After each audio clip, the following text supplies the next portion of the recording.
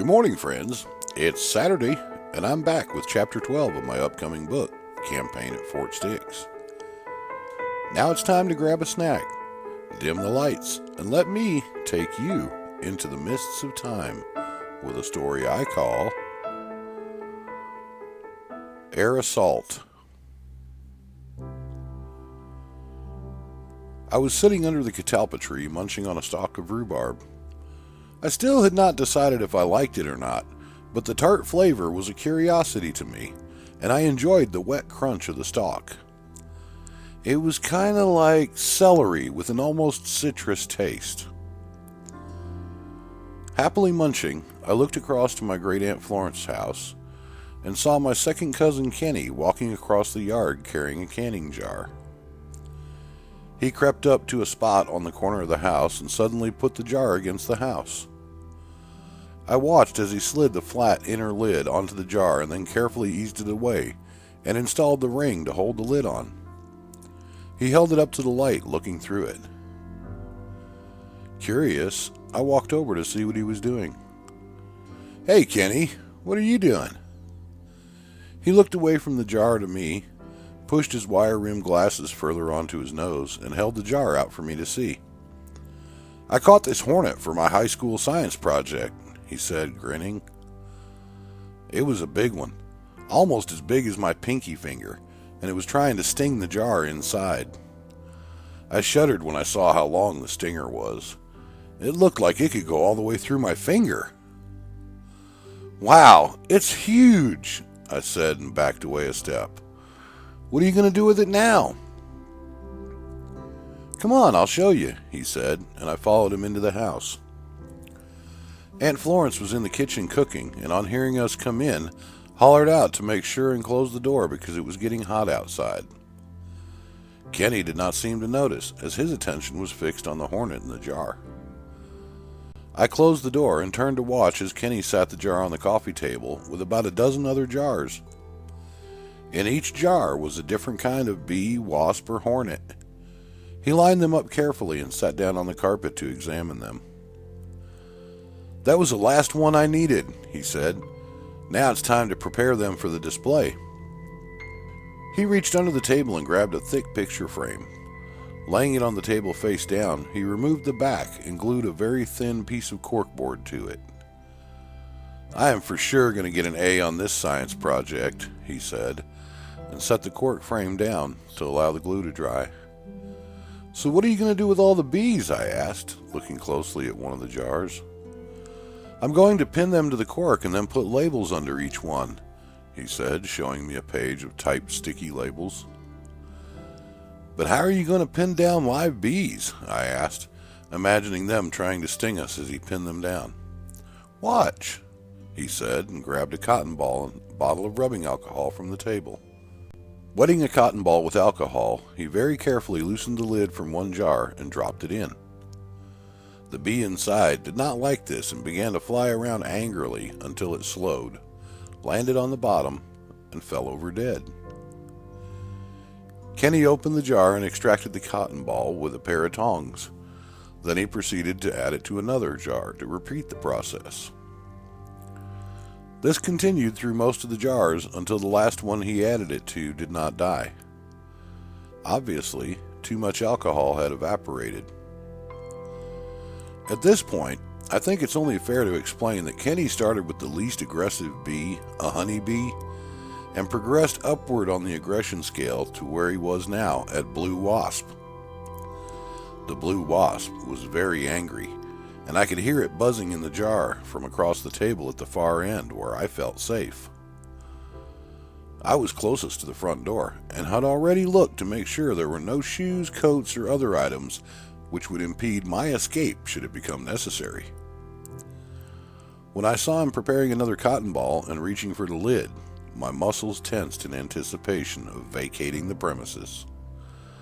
I watched as he deftly lifted the lid and fast as lightning dropped the cotton ball into the jar before the wasp could react. In moments, the buzzing was silent, and he was removing the cotton balls. Again, this continued until there was only one jar left.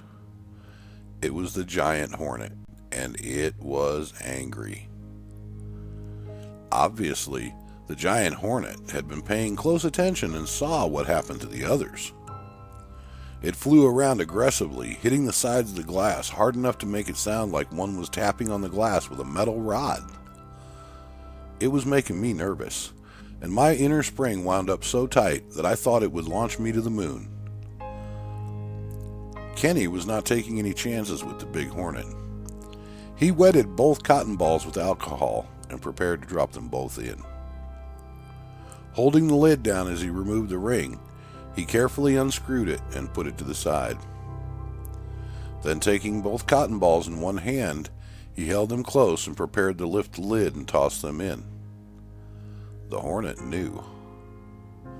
The hornet was waiting for this. Just as he started to lift the lid, the hornet shot straight up from the bottom of the jar and hit the lid. I guess it was more because he startled and jerked his hand away than the hornet knocking the lid from his hand. But either way, the hornet continued on his upward trajectory right out of the jar. I felt my body jolt toward the door and then stop as my mind said, "Hornets chase you when you run."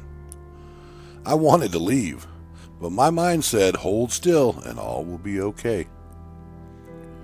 My eyes were fixed on the hornet, and it was flying a large loop around the room and then headed straight for Kenny. It was not headed for me, so I froze in place. From the corner of my eye, I saw Kenny jump back onto the couch and reach for something on the table. I did not see what, as my eyes were locked on the flying menace and its harpoon of pain. Then, as the hornet came across the table toward Kenny, I saw a huge fireball envelop it, burning its wings off, and it fell to the table. Kenny quickly grabbed it with the tongs and put it in the jar with the cotton balls, slamming the lid on it. I collapsed on the floor, cross-legged, and breathed for the first time since the beast escaped. My heart raced and I could feel beads of sweat running down my cheeks. "That was close," Kenny said, breathing a sigh of relief. "I thought for sure it was going to get me." "Yeah, it was pretty mad," I said and stood up to look at it closer. "You still going to display that one on your board?" "No, I'm going to have to go catch another one," Kenny said and grabbed an empty jar. I followed him outside and watched him disappear around the corner to find another big hornet. I was suitably impressed by his skill and determination to get a new one. As I walked back across the road to my house, I realized I had learned 2 new things. The first was how to catch insects in a jar. The second was how to make a flamethrower with hairspray and a cigarette lighter. I grinned to myself. I just happened to know where there was a whole case of canning jars that needed to be filled with dangerous insects. Going to my new space on the front porch, I went over to the boxes by the barber chair and found the one with the canning jars. I carried them out to Fort Stix and set them inside. Before I commenced collecting, I needed to gather a few more items. I found a box of pins and a handful of cotton balls in the bathroom closet that used to be a pantry. My aunt, true to her word, had removed the syringes and other diabetic supplies, but the rest of the medicine cabinet stuff was still there. Although, I could not find any rubbing alcohol. What was I going to use to kill my catches if I could not find rubbing alcohol? I looked in the kitchen medicine chest, but decided mercurochrome and tincture of iodine would probably not work.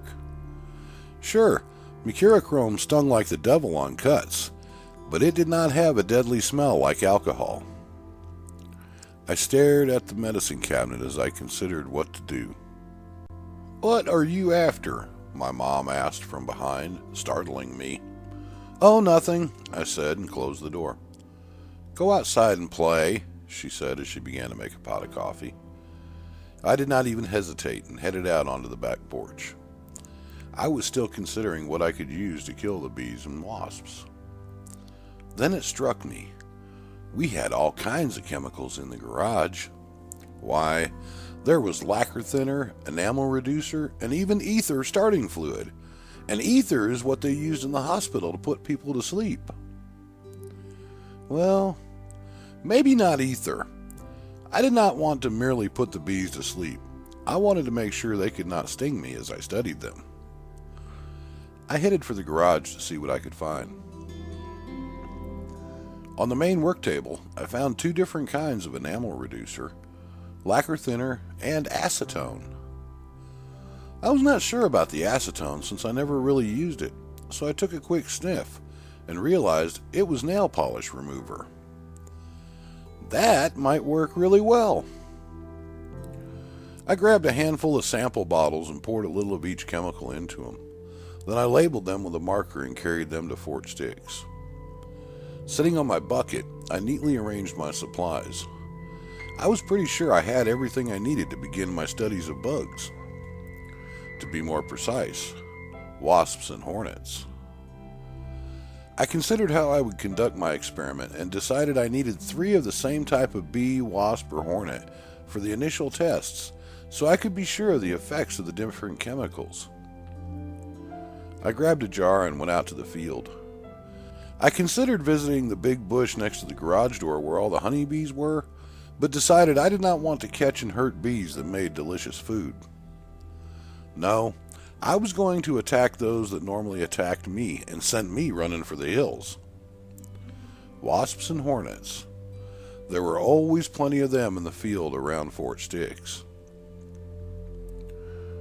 The first wasp I spotted was a rusty red paper wasp. It was flitting from bush to bush hunting, and I followed it until it landed on a leaf. I realized immediately I was going to have to develop my own tactics, because I could not trap the wasp against the leaf. I would have to put the jar over the wasp and the lid under the leaf and slide the leaf out carefully. Getting into position, I hovered the jar above the wasp. It turned to look at me, and for a moment, I thought it would launch into attack. Moving slowly closer, I waited until I was only a couple inches away and then brought the jar and lid together quickly. It was a success. The wasp flew around the jar and I slipped the leaf out with no trouble. Turning it over, I held the lid on with a finger while getting the ring in position. Then, moving my finger, I screwed the lid on the jar. It occurred to me that there were no air holes in the lid. That was okay. I was not planning on keeping it alive anyway. Over the next hour, it seemed I encountered most of the other 82 species of wasp and hornet in northern Indiana before I finally found another red paper wasp. This one was caught as easily as the first, and in no time I had even found the third. I raced back to Fort Stix with my prize. Since I did not put air holes in the lids of the jars, I cracked each one open for a minute to replenish their air supply before preparing my first experiment. Then I got out the cotton balls and jars of chemicals. One at a time, I prepared the cotton balls with a different solution. I knew I needed to insert the cotton balls into the 3 jars at pretty much the same time to get an accurate view of their effectiveness, but I only had 2 hands. So I decided that I would have to do the insertion very quickly. I removed the rings from the 3 jars and placed a cotton ball on top of each. The wasps were fairly calm at this point, so I was not worried they would knock the lids off. In rapid succession, I lifted each lid, dropped in the cotton ball, and replaced the lid. Once all 3 were done, I replaced the rings to ensure they could not open. As I watched, all 3 wasps became aggravated, flying wildly around the jars, and then finally landed at the bottom to begin trying to climb up the sides of the jars. They would go up a couple steps and then fall back onto the bottom before trying again. Then, after a few minutes, they were all still. Just to be safe, I waited an extra 5 minutes to make sure they were not just sleeping, and then carefully opened the jars and poked at the wasps with a stick. They were dead. It seemed it did not matter which of the 3 chemicals I used. They all worked about the same. None of the wasps lasted longer than the others, so I noted this for later review. Tipping one of the jars to remove the cotton ball and wasp, I let them fall out into my open palm. As the first wasp fell into my hand, a loud screeching noise erupted behind me, causing me to jump back and shake it out of my hand. "Hey, what are you doing?" Mark asked. I looked at him standing in the doorway and back at the wasp on the floor. I was breathing hard, and my heart was racing like when the hornet had escaped. "Do not sneak up on me like that," I yelled. Mark looked at the jars and the wasps and then back at me. "What are you doing with those?" "Experiments," I said, and grabbed the wasp off the floor, thrusting it toward him. "You want to help?" He shrieked and went running toward the house, yelling for Mom. I laughed and dumped out the other 2 wasps. Grabbing them and a couple of stick pins, I walked outside and pinned them to the wood above the door as kind of a keep out sign for other wasps. I closed the jars and put the cotton balls and pins into an empty jar to keep them safe.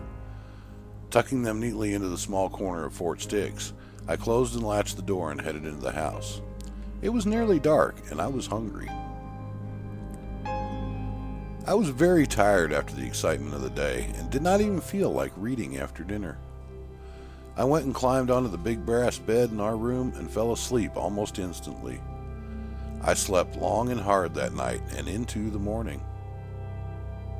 A sharp pain in my leg woke me to the sun shining in my face, and I whipped back the sheet to see what was wrong. Laying on the bed next to my leg was a yellow jacket wasp, curled up and smashed. There was a red spot on my thigh that was starting to raise up, and it hurt. I had been stung by the wasp. I jumped out of bed and ran to the bathroom. Running cold water on the bite helped it to subside, but it still throbbed. I went to the medicine cabinet and put iodine on it. After a few moments, the pain was gone, and only a slight swelling remained. I returned to the bedroom and grabbed the dead wasp by the wings to throw it in the trash. It was effectively dead, since its guts were hanging out, but the stinger still pulsed in and out of the back end. I tossed it in the trash and sat down at the desk in the corner by the bathroom door. How had that wasp gotten in the house? Why had it found its way under the sheets and stung me? This was not normal wasp behavior. I sat back in the sunbeam and closed my eyes to enjoy the warmth and let my leg relax.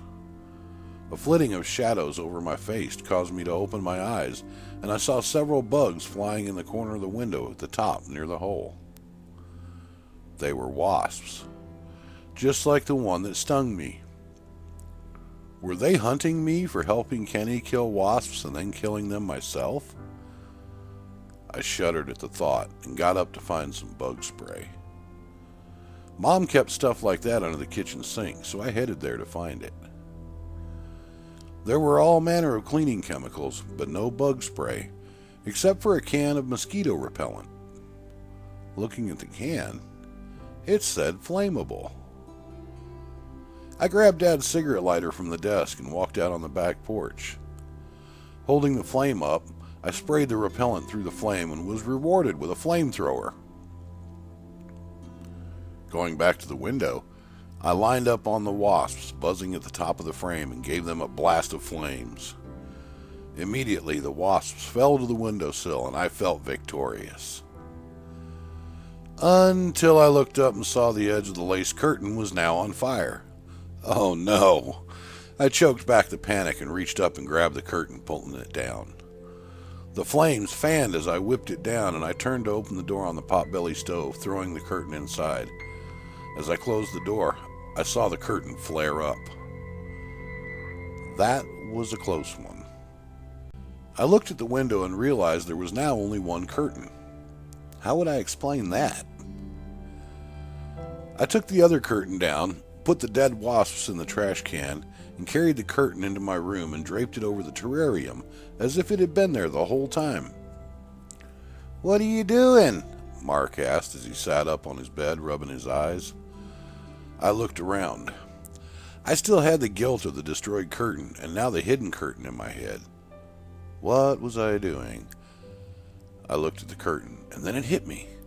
"I was just getting stuff ready for our next adventure," I said, smiling smugly.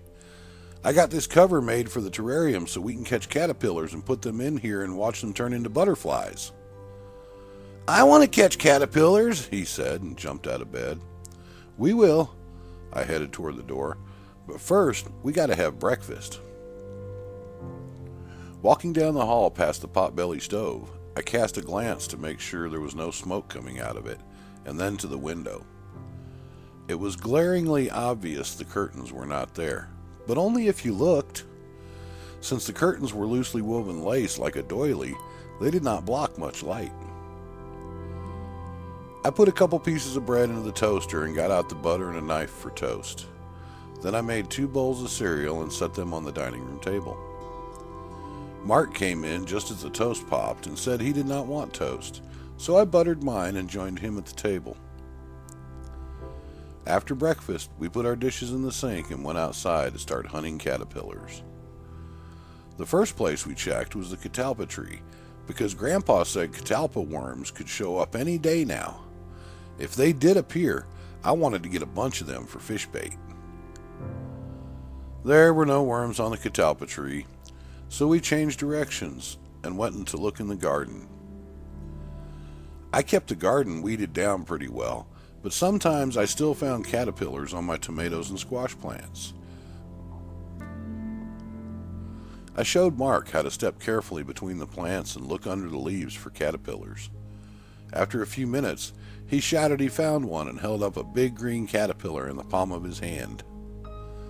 Much to my surprise, and his too, as his eyes got really big, a blue jay swooped down out of the willow tree and snatched the caterpillar from his hand. We watched it fly off into the woods and did not know what to say. Then I saw Mark screwing up his face and thought he was about to start crying. But instead he was laughing.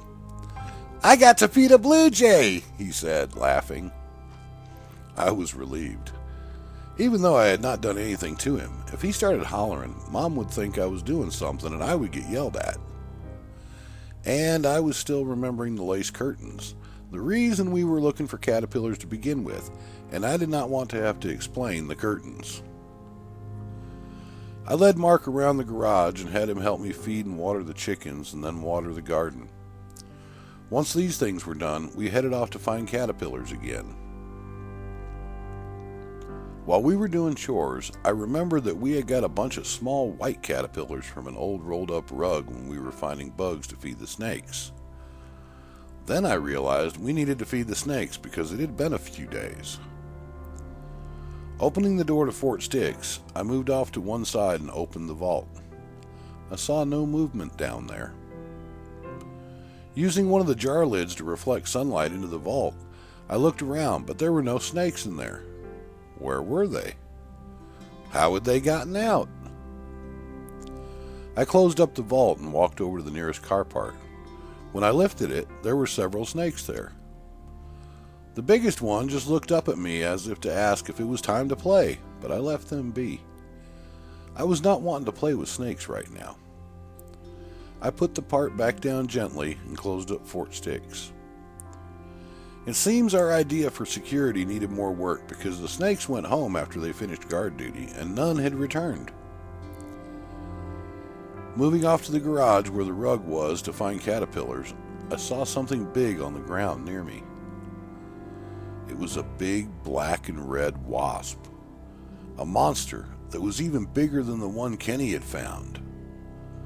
I held out my arm to keep Mark back and pointed at it.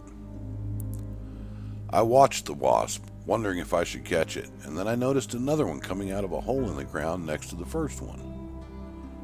Then another, and another, and in a couple minutes I saw them fly off and others return. There was a nest there. I could not catch these with just a canning jar. We discovered a new species of wasp. It was new to us, at least. It was about 3 inches long, black and red with mandibles that could grasp the fattest of caterpillars, and a stinger we speculated was about a 1/4 inch long. The thought of getting stung by one of these giant wasps was an exercise in horror. A sudden inspiration gripped me and I turned back to Fort Stix. I grabbed the gallon glass jug without a stopper because I wanted to keep these wasps alive. By placing the jug over the hole, we could catch many at once. Then I realized we would need a habitat ready for them if we wanted to observe them. We built a large enclosure in our bedroom from some steel screen mesh we found out in the garage, and made a 2-stage opening for releasing them into it. Once the habitat was ready, we went back to catch the wasps. It did not take long before there were at least 20 of these large killer wasps in the jug. Back in our room by the habitat, I loosened the lid of the jar holding the wasps and slid the jar off and the lid across the corner of the cage to prevent escapes. One by one, they walked to the neck of the bottle and then flew into the cage. Some landed on the sides and looked around, while others flew lazy circle patterns. When they had all transferred into the cage, we closed the inner door so we could remove the jar and close the outer door. It worked well. After settling our new friends in their cage, we noticed that while one of these wasps was loud, a bunch of them made a low rumbling that could be heard in the living room outside our bedroom. While I had felt the vibrations of the glass jug, it was not loud at all. I guess the thick glass kept the sound in. We commented about this as we left the room to go and collect caterpillars and crickets for them to eat, as well as ladybugs, walking sticks, and any other meaty bugs we could find. Not being sure what they really liked, we figured to give them choices and watch and see what they liked best. I think it was I that first noticed how deathly quiet it was in the house when we returned from our food gathering expedition several hours later. In addition to catching bugs for the wasps, we had gone splashing in the creek, climbed numerous trees, and roamed through most of the 100 acres of woods surrounding the old farm. It was a most rewarding endeavor finding food for wasps. Walking into our room, I could not help but notice the funny smell, and looking in the cage, all the wasps were curled up on the bottom. I thought maybe they had tired themselves out flying around in their new home after being cooped up in a glass jar, so I gingerly opened the door and poked a stick in to see if I could wake one. With thoughts of possibly getting stung heavy on my mind, I slowly moved the stick toward the nearest wasp. Just as the stick touched it, a loud screeching erupted from the doorway where Mom had snuck up on us. "I know you didn't just bring more bugs in this house," she said loudly. I jumped clean out of my skin, and my brother screamed as he fell into a protective fetal position on the floor, as we were sure the wasps had come to life suddenly. It became apparent that my mother feared the wasps even more than us, and had sprayed them with bug killer while we were gone, and she was afraid they would get out and attack everybody.